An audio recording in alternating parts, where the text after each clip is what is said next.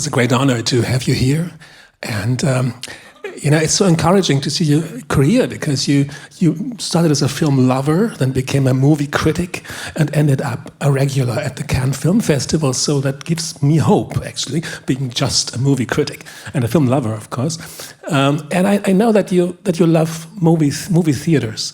This one here was built before the war, then it was rebuilt after the war, and to me, it's the first movie theater I think I visited in this city, so it's an historic place. So it's great to have you here. It seems to be a great cinema, and I think Germany has some really amazing cinemas. Thank you. I'm a big fan of the cinemas in Germany. Yeah, it's true. Your new film, to start with the latest one, turned out to be one of several films that I saw this year that speak about the present by showing us the past in a very uncomfortable way, because some things are coming back that I was hoping that they would never ever return. Is this something that I see rightly from The Secret Agent? I think I come from a family with two historians, so my mother and my father.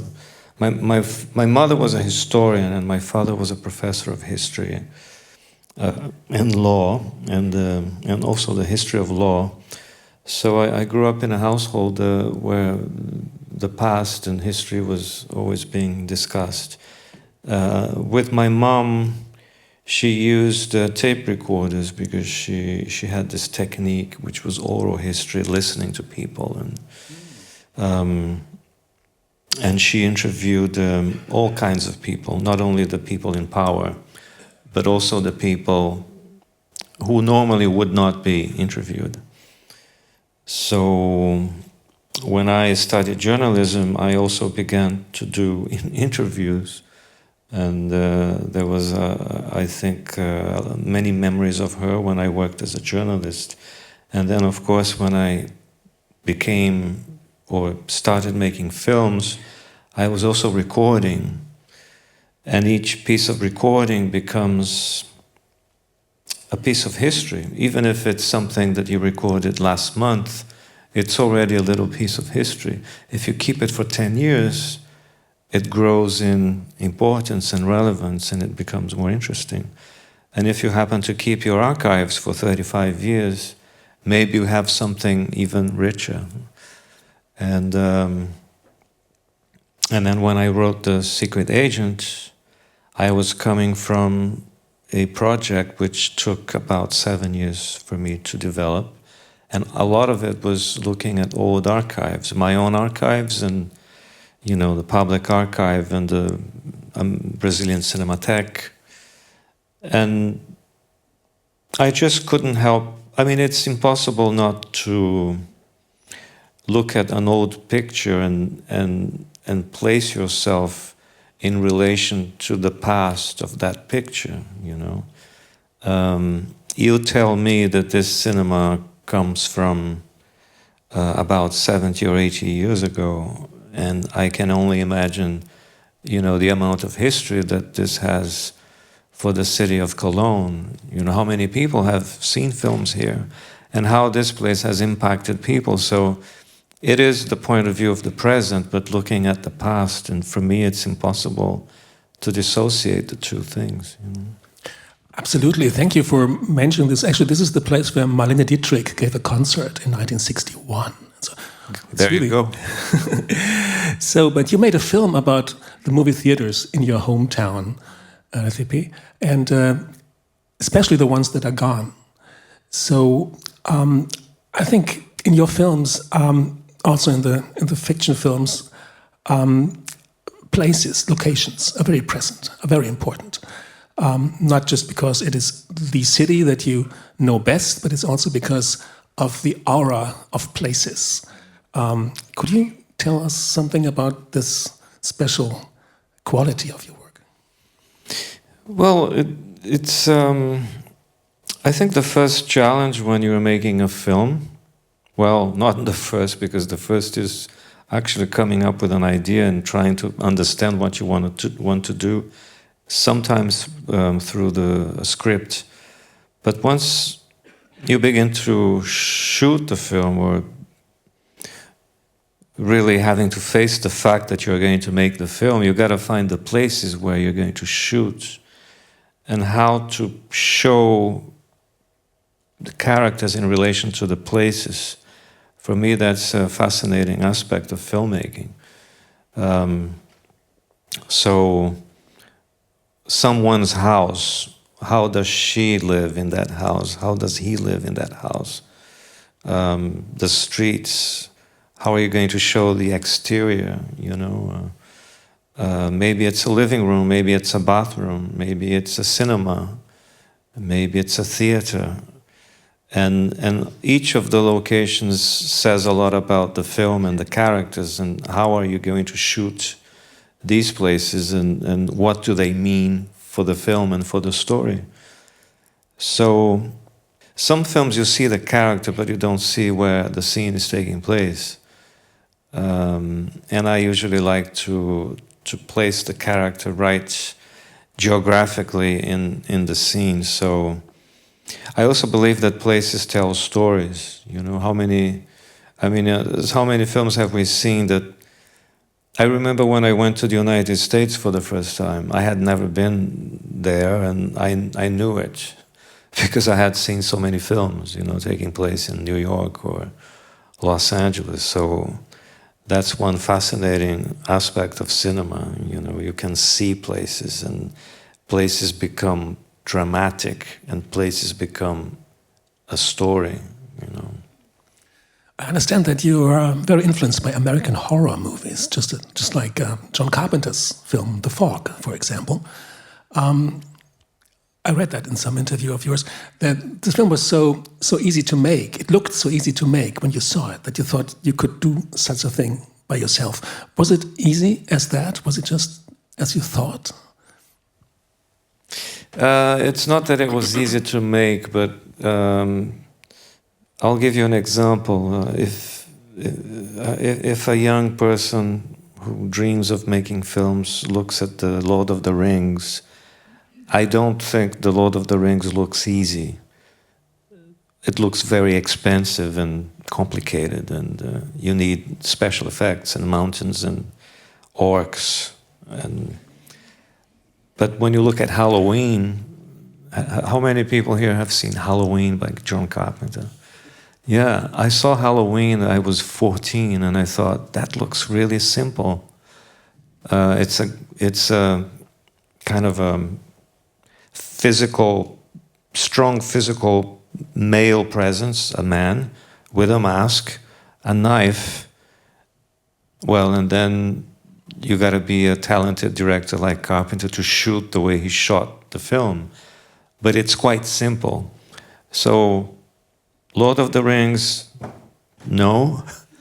Halloween, I can maybe make a film, you know? So that's what I tried to explain when I have said that in a number of interviews. And I think that when you're dreaming and when you're beginning to think about cinema, and I think you got to find some great films which look simple, even if they're not simple, but at least they should feel accessible and doable. Because I don't think Avengers 3 is easy to do. You know, too expensive. You know. And it's even more difficult to make a good Avengers 3 movie.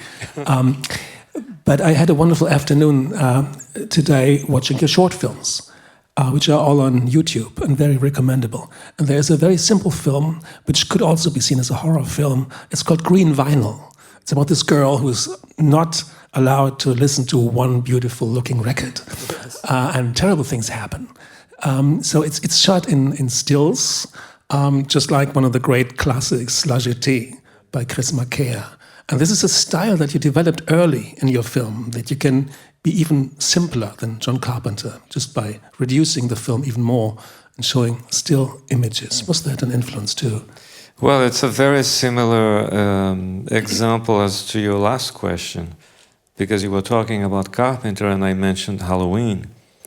But when I was making short films without any money, I saw La Jetée, which is Chris Marquez's film. It's a 30-minute film which is unforgettable and almost unbelievable in how simple it is and how beautiful it is and how strong and powerful it is.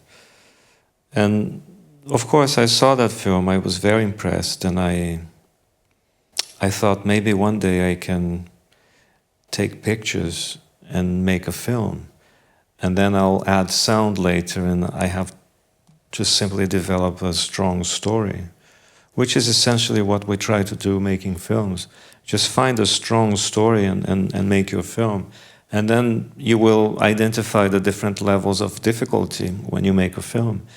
But green vinyl, I think it was done for something like maybe 150 euros at the time, because it was, I paid myself for the photographs. It was still 35 millimeter.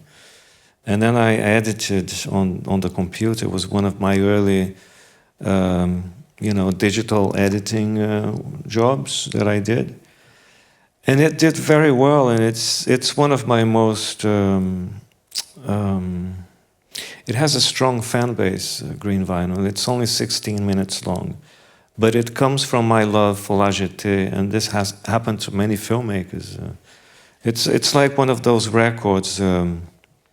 They say that the Velvet Underground sold only 100 records, but each person that bought the record created a band, So I think not green vinyl, La Jetée is very much like that, It has a tremendous impact on so many people. I think you should make a photo book out of it, just like Chris Marker also did a beautiful photo book. He shot every single photo by himself, so it's so personal. And you should add the song, and I think that everybody would like to have that. Yeah.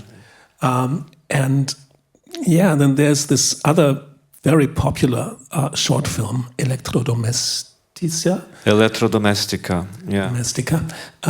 It's about a woman actually falling in love with her household electricity, and very deeply in love, as the ending shows. And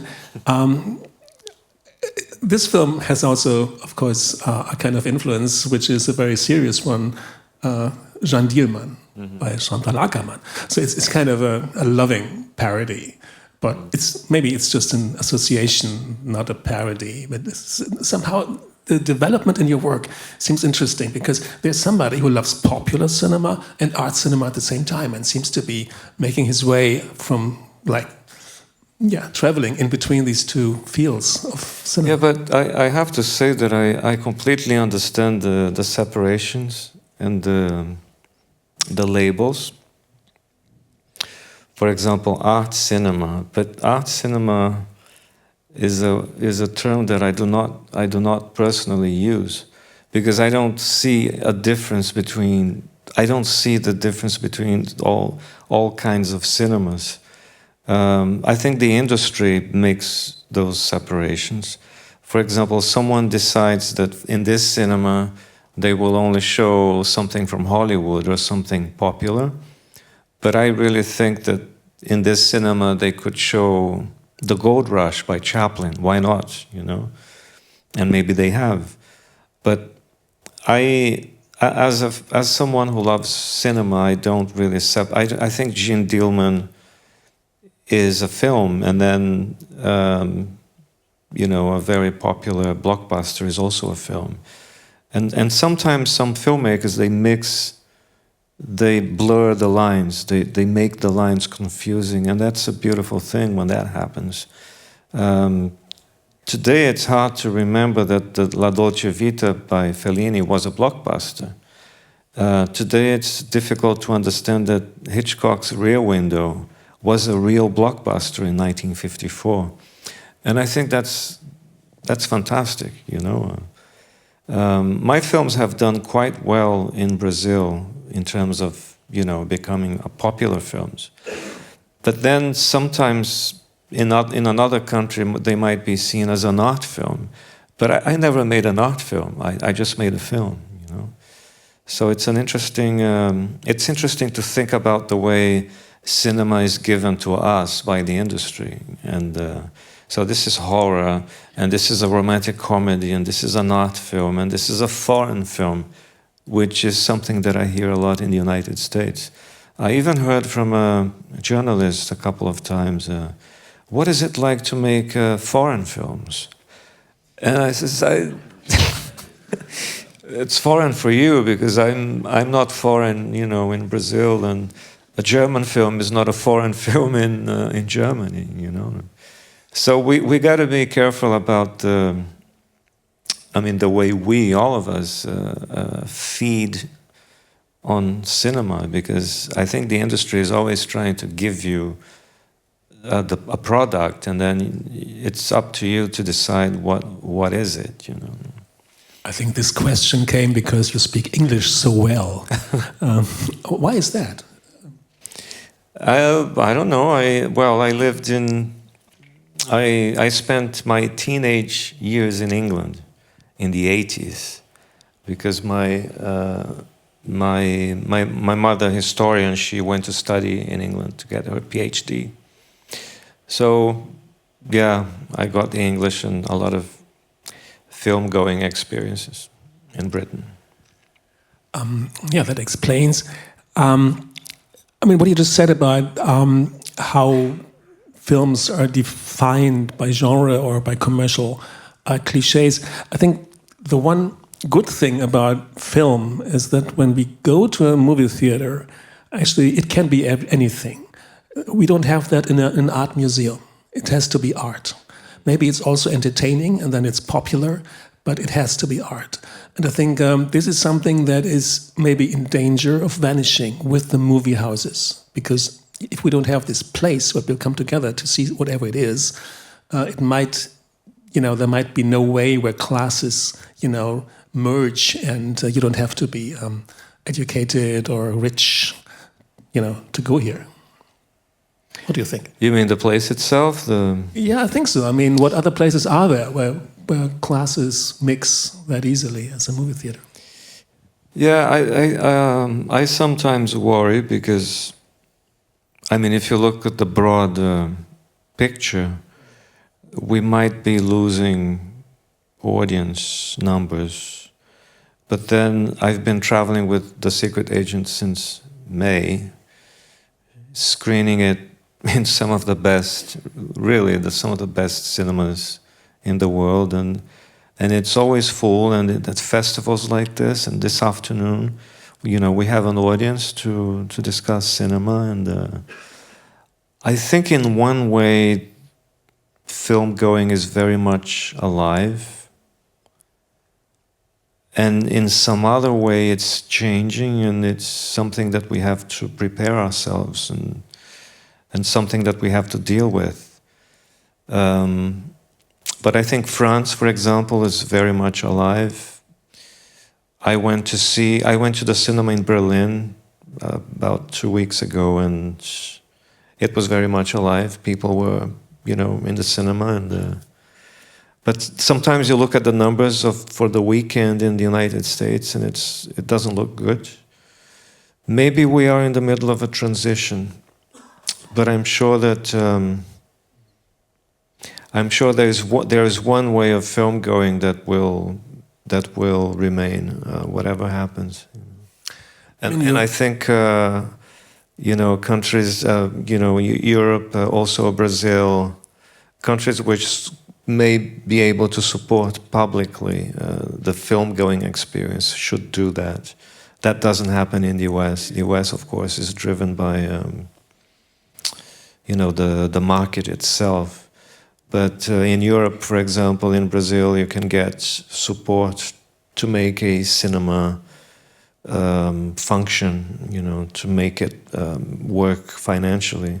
It's not always easy, but it can happen, and there are policies for that. Your documentary, Retratos Fantasmas, about the former movie houses in your hometown, it's not a depressing film, it's an uplifting film because it speaks about the beauty. But at the same time, if when I travel to cities that I haven't seen in 20 years, I don't see the movie houses anymore that I used to know. And, for example, as a traveler, it was always a good hint where the cool places in the city were to find the Arthouse movie house, because the cool surroundings would be pretty close. And so it's getting more difficult to enjoy a city when there are no cinemas anymore. Well, I'm fascinated by cities. I like cities very much, and cities are archaeology, wherever you have people and people living their lives, you will get traces and remnants of life in the city. And some of the most spectacular archaeological sites in so many cities across the world are cinemas, or places that used to be cinemas. And sometimes, in the United States, it's very strong. You're walking past a place and you realize this must have been a cinema. And now it's a car park, or a church, or a supermarket, or a bank. And it happens in Brazil very often also. And if you ask the older people about that place, they will start talking 5 minutes straight, because they all have memories of that place. So the cinema is not only a place of congregation, almost like a church, but it's also a place of memory, because people mix their own lives with that place.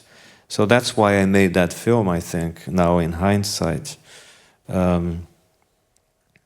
It's a very personal film, the one I made before The Secret Agent. It's called Pictures of Ghosts, Retratos Fantasmas. And it's very much about archaeology, But not that I'm an archaeologist. It's just the fact that I make observations on how cities change, especially when the money begins to move around and go to some other area of the city, And it happens a lot in cities in Latin America, and also in the United States, in the Americas, I would say. I think in Europe there is a tendency for the city to remain active in the historic, almost in a historic sense. And I think in Latin America and in the United States, the city, it goes bad in a certain region, and then the money moves around, and then this region now is completely abandoned, and in maybe 50 years it has to be redeveloped. It's very dramatic as a geography which is constantly changing. That actually goes with your interest in the environment in your films.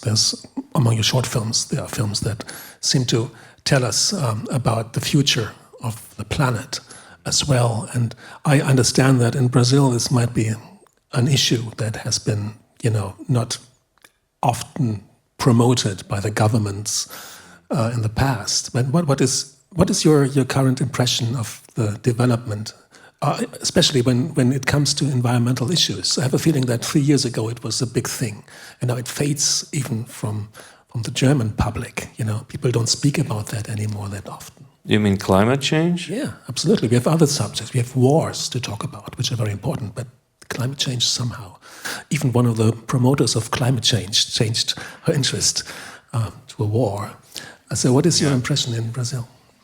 I think there is a constant theme in Brazil, but I haven't really gone there in my films, which is the Amazon.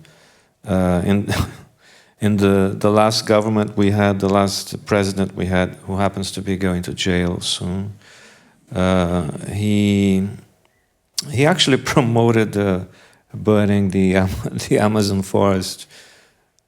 Fucking asshole.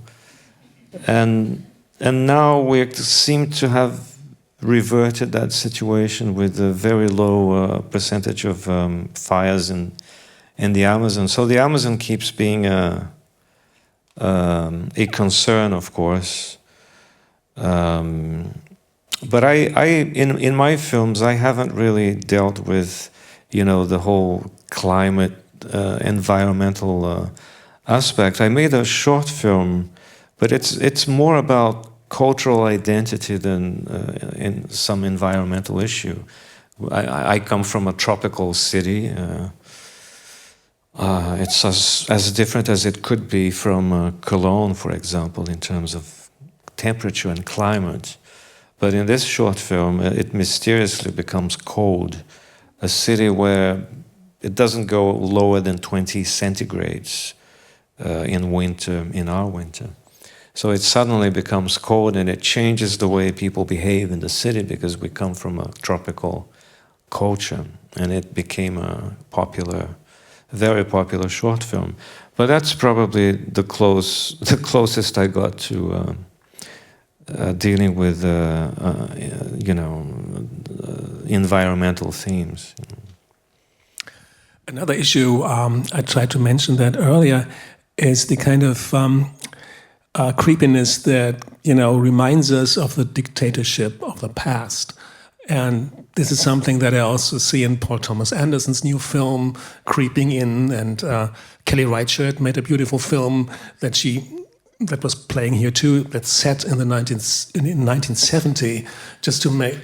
Kelly Reichardt, the mastermind. Yeah, the mastermind. She reminds us that, how bad times were for a reason. And I understand that your film does the same. It reminds us of what can come back, what is your opinion about it feels like we're going back in circles, because when I wrote The Secret Agent, which takes place in 1977, I was 9 years old in 1977.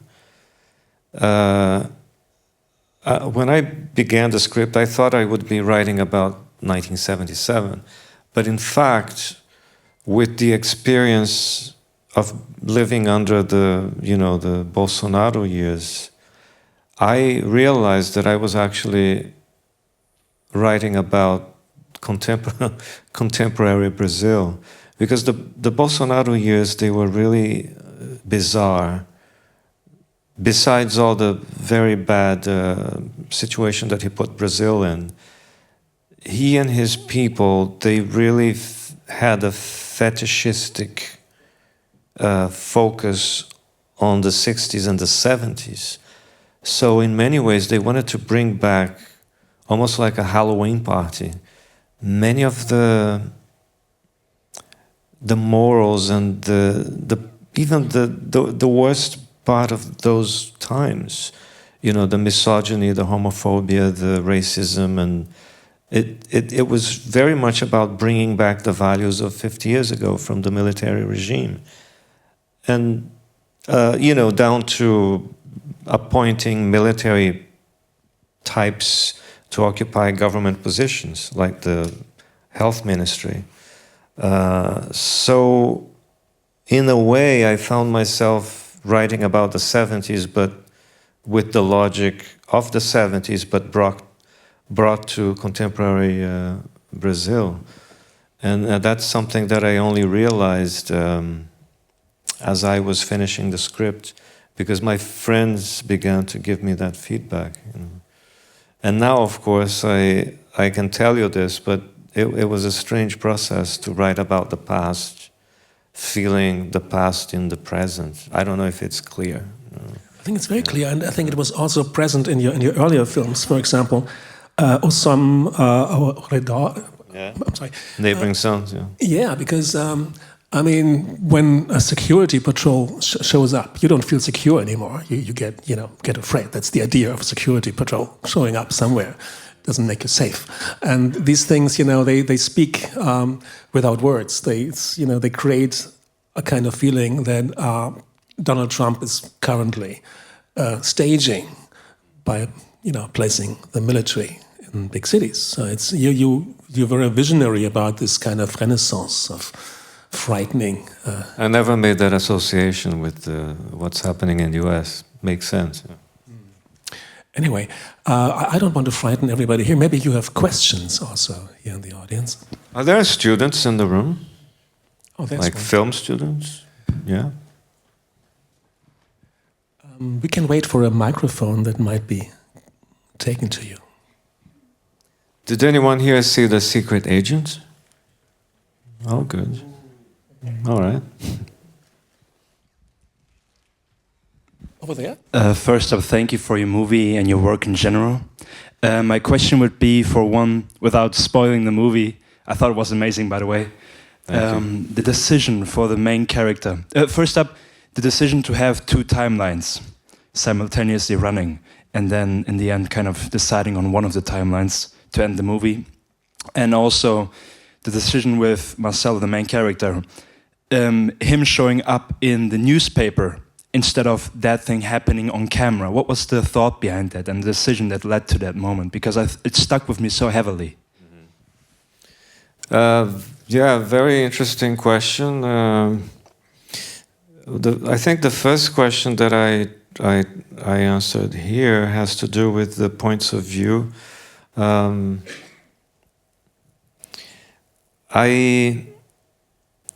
could, for example, I mean, there are at least two cameras here in this room, maybe 3, 4, 6. 6, all right.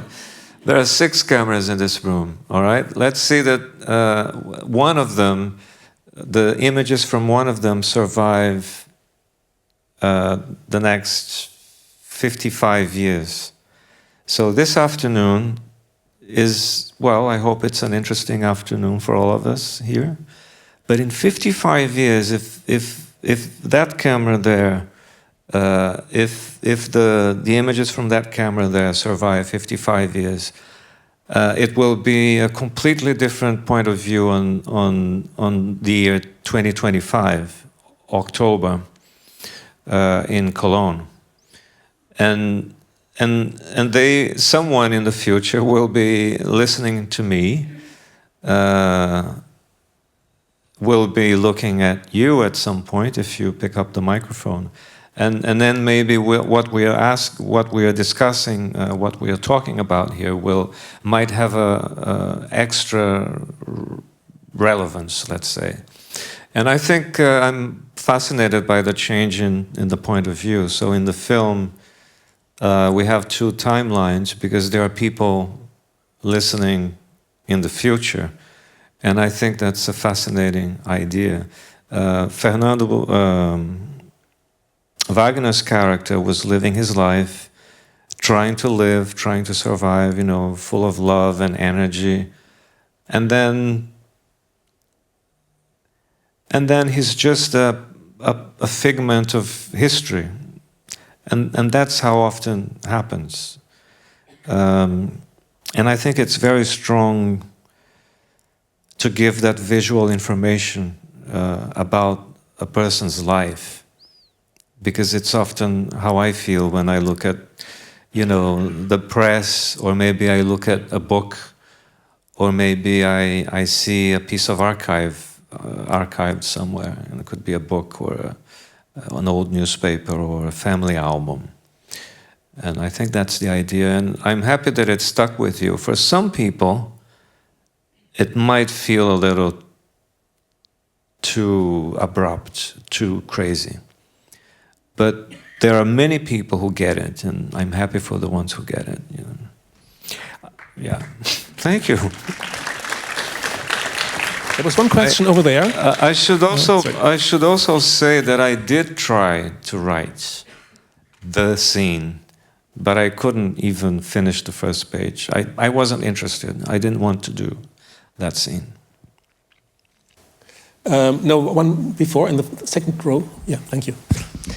How did you find your love for filmmaking, and how do you preserve your love for that? Because I feel like me as an actress, I haven't been an actress for long, and sometimes I catch myself finding it really, really hard to stay focused and motivated, and to preserve that love that I have for acting and not lose it on the way to try and be like everyone else, to try and keep doing my thing. How do you preserve that love, or do you find yourself catching yourself sometimes that you're like, okay, this is actually a tough patch or something like that?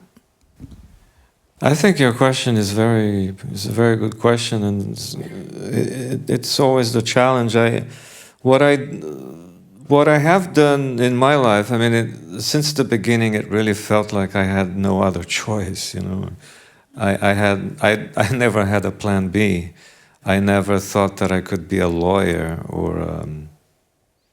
I did consider doing architecture, but then I found out that there was some math, and I've always been a problem with math. Even if I was very good at writing, I was a study case in 2 schools.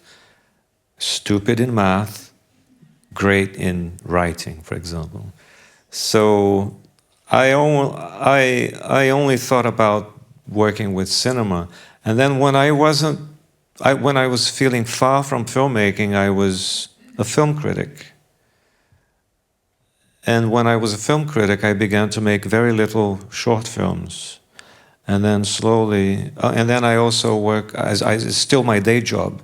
I program 2 cinemas in São Paulo and Rio. And I still enjoy that, you know. So I've always been very intimate of film in different ways. And I truly, truly believe that, for example, you're an actress, you might not work in a film or in a play, but you might teach. So when I was not making films, I was a film critic, and I really felt that being a professional and writing about film and watching 6, 7, 8 films a week was in one way making films. I don't see the separation. It's almost like I don't see my films as art films. I see it as films, you know. I see Paul Thomas Anderson's film as a film, and I see, again, The Lord of the Rings as a film, you know. They're all films. I might like one or dislike the other, but they're just films. And that's how I looked at filmmaking. I wasn't making films, but I was trying to understand films, you know, and writing about them. And so I've always dedicated all my adult life to some kind of cinema, you know. And of course, it helped that I had full support at home. I did not have a mother saying, "Oh, when are you gonna find a real job?" You know, which is, I have friends, and it's very tough to hear that. You know. Can you explain why so many filmmakers just hate us film critics so much? I don't. I know. I love you, therefore, but there are others. Even Almodovar says he hates movie critics. It's sad for me to hear that. You know, it's like unwanted love. We give all this love to these people like you, and what comes back? They hate us. That's a very good question. Well, filmmakers are mistreated by film critics. You know, it can be very hard. I probably have the training because I was a film critic, and I know that the more you say, I don't want to sound like I'm bitter about anything, you know. And there are far too many filmmakers that I know who are bitter. You know, he or she is incredibly successful, is incredibly respected, but then bitter because one guy in New York City said that the film was kind of boring, and then he or she will never forget that for 7 years. I find it's crazy, you know. It's and I've said them, you know, don't tell anyone. But I told filmmakers, friends of mine, saying, don't give them too much power, you know. It's their part. I mean, it's their job to write whatever they think about the film. But ultimately, you made the film, and it should be equal power. You make the film, and the critic sees the film. Equal power. I actually think the filmmaker has more power, but it doesn't feel like that for so many filmmakers. You know, they give too much importance, and I think the film critic is an amazing job because I think the best criticism is the best critic. It could be for literature, theater, or music, or film, is when you try to understand what culture is trying to say. And you're some kind of translator or interpreter, you know. When you see Jaws, Spielberg's 1975 film. What is culture trying to say? You know, when you see that film, is it a film about? Is it Freudian? Is it about childhood nightmares? Is it about capitalism because they should close the beach and then they don't close the beach, and then more people die? You know, classic pandemic situation in so many countries. So the critic tries to understand, and maybe the intelligent ones will give you not a description of the film, but an understanding of what the film is trying to say. So, of course, I think critics are very important. But many filmmakers, they are bitter. But they are bitter about things I don't think they should be, you know.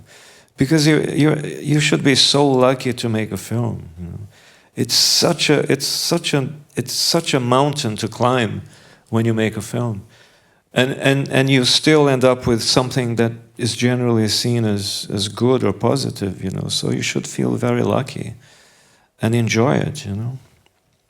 And film critics, like architects, doctors, psychologists, bus drivers, they are the really good ones and the terrible ones, you know. And that's the truth, you know. There are the good ones and the bad ones. I couldn't agree more. We have one more question over here. Or maybe two more questions over here. Okay. Yes, thank you. I have one more question regarding the two timelines. And I wanted to know, did you know from the beginning, when you started writing the film, that you wanted these two timelines, or was it a process? I think it's a tough question to answer, because I'm now, you know, with you here, and I'm traveling a lot with The Secret Agent. But possibly the new film, the next film is coming in, and the ideas are coming in, and I take them down. But I'm sure that when I sit down next year to write, I will not know anymore what came as ideas and what became an idea when I was writing. But of course, I really liked the idea that we should have a tape recorder in the film, which is almost a classic situation. Because the tape recorder would be what I call the time machine in the film. The tape recorder is the time machine, because the same tape that is in the cinema when they're talking is the same tape that the young historians are using in today. So that is the way they travel through time. I think I probably started writing thinking that I would have the two timelines, yeah. But so many other ideas came in the process, and so many weeks without writing anything, and feeling useless and feeling bad about myself. And yeah, the writing process is the toughest one, I think.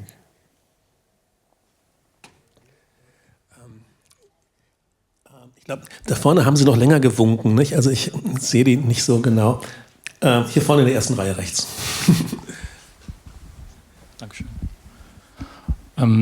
Yeah, thank you for your movie. I'm Brazilian myself. I loved it. I have a small observation. There's something I noticed that I always find odd, the way Brazilians use the word for doctor, or how people in the movie... Doctor, like to be called like a doctor. And I noticed in the movie as well, and then there was one scene where the one corrupt cop demanded to be called a doctor. And so for me, that felt like intentional. And I wanted to ask, what's the relation there? Because for me, that was also mysterious the way. And the opposite sides, like Armando and Fernando being doctor themselves, they never demand that kind of stuff. Right? And I always find the odd way they use, I mean, Fernando being a medical doctor and Armando having a postdoc. Scientist. Yeah. Yes. Yeah, it says a lot about Brazilian society and privilege and white privilege and racism.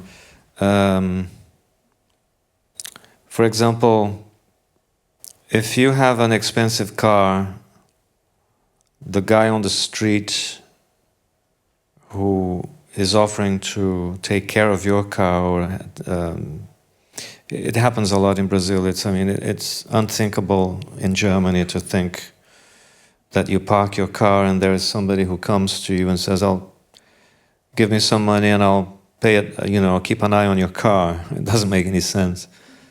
And it's always crazy to have, foreign friends coming to Brazil and then we close the door of the car to go to a restaurant. The guy comes and says, "I'll keep an eye on your car." And then your French friend says, "Who is he?" "Oh, he's going to keep an eye on the car." Why? Because he will. And what happens if you don't give him money? Maybe nothing, maybe the car will be damaged. So that person usually addresses you as doctor, just because you're white and you have a car. But it also shows some kind of respect for authority figures. And that young, the young sicario, the killer, Bobby, he's trying to provoke, tease, and it doesn't work because he goes straight to the "call me doctor," "Don't call me mister. I don't work selling candy on the streets," So yeah, it's a very Brazilian thing, and I'm afraid now if you're a Brazilian don't understand, imagine the rest of the audience. But it's a very Brazilian thing, yeah. It's almost like I demand respect, because I haven't been to university, but I got a lot of work done. We're running out of time, unfortunately. Can I just have one last question from over there, please? Thank you. Your questions are wonderful, actually. They're much better than mine, so I couldn't stop that for anything in the world. You did just fine. Thank you. Thank you. First of all, thank you very much. I'm also from Brazil. I would like you to talk about how you feel representing the northeast coast in contrast to the mainstream from Brazil, like Rio and São Paulo, because I found it's very nice how you talked about that in the movie with the south and north differences and prejudices as well. Yeah, there is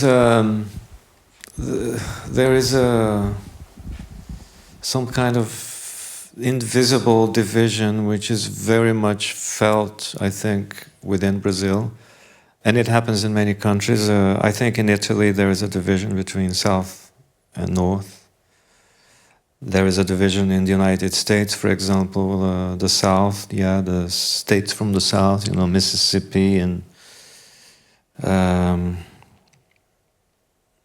Mississippi and Nebraska, Tennessee, maybe. There is a certain prejudice against these areas.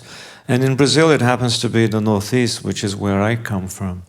And the Northeast has a particular accent, has a particular culture.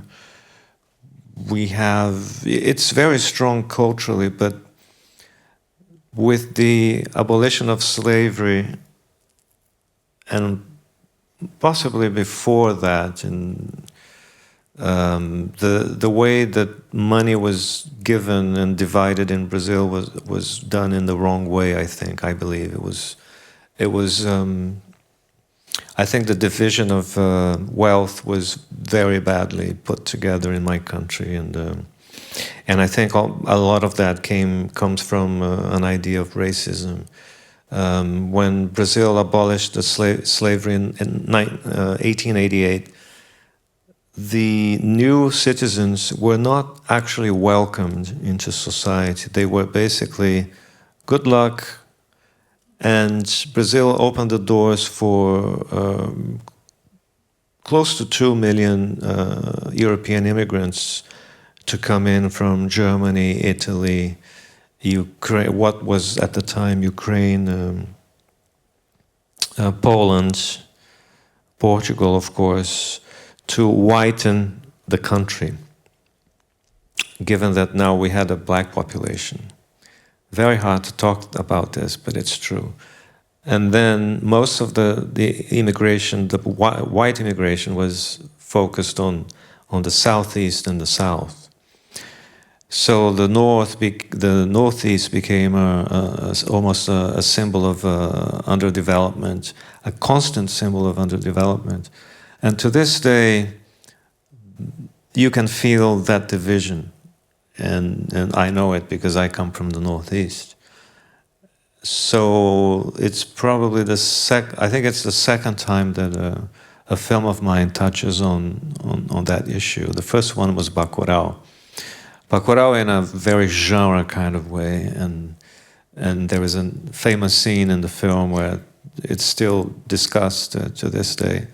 And the film hasn't opened in Brazil, it opens in November. And I'm curious to see how that is going to hit, because it's always very unpleasant. Girotti, who is of Italian descent, he basically says that, the technology center is regional. It's not supposed to be national, and much less international. And this is something that I have heard over many years about many places in Recife. And it's really fantastic that so many prestigious films which are very international, they come now from Recife and the Northeast. So... Okay, so maybe we can have this lady over there in the second row for the last question. Thank you so much for all your questions. I'm sorry for keeping it that short. Over here. Yeah, thank you. Oh, thank you very much. So thank you, first of all, for your wonderful film work. All the time you traveled with your movies to different countries, do you have the feeling that the people react differently? Or do you have the feeling that in the end we are all human beings and have a connection, so we react to your movies somehow in the same way?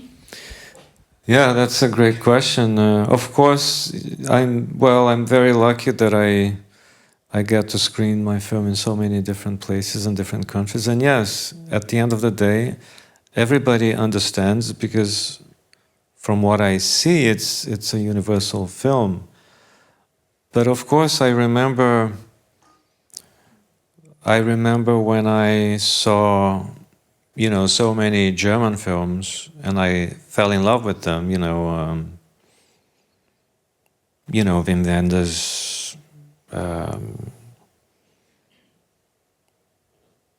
Herzog, whom I just saw at the hotel. Fassbinder. And of course I will never understand those films as a German, because I do not speak German and I do not come from Germany. But they have enough power to make, Mexicans, Americans, Brazilians, French love them and fall in love with them. And I think it's the same thing. He just brought up the doctor thing, which might have gone over your head as a German. But there are many other elements in the film which I find, and it's not planned. It's just something that comes from the script and from the story and from, observations on life. So I don't think we should worry that the things we do might not be understood in Lithuania, or in Canada, because it might not actually appeal to Canadians in some way or some film, but it's not important. But you should really make your film. I don't think Fassbinder was concerned about, Argentinians watching his film, But Argentinians, I'm sure they love his films. Thank you so much. Actually, it's an advantage if I understand something of Brazil from a film, Yeah. What Hollywood director could give me that? So it's always good. Yeah, but I have to say that I think there is a cultural monopoly. I think sometimes I feel, sometimes I ask myself, am I being paranoid? But for example, I follow Letterboxd with a very open heart and open mind, and sometimes there is a recurring critique to The Secret Agent, which says, oh, I don't know, maybe I don't have enough contextualization of Brazilian history.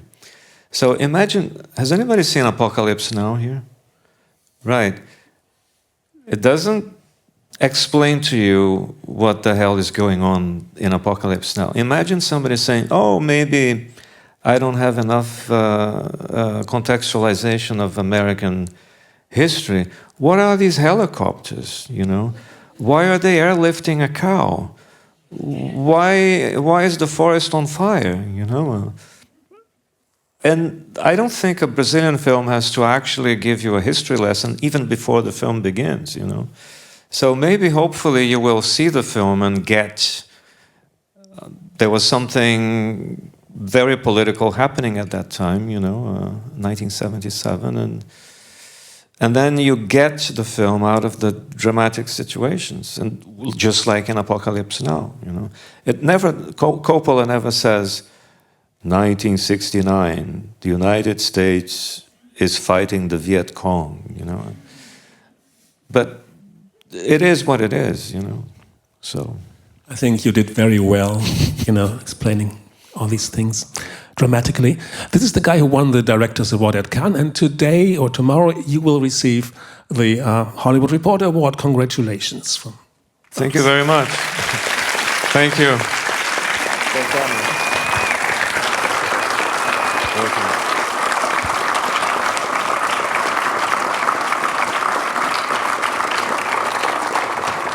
Thanks to all of you, and thanks to you, and see you later. It was a pleasure. Thank you very much.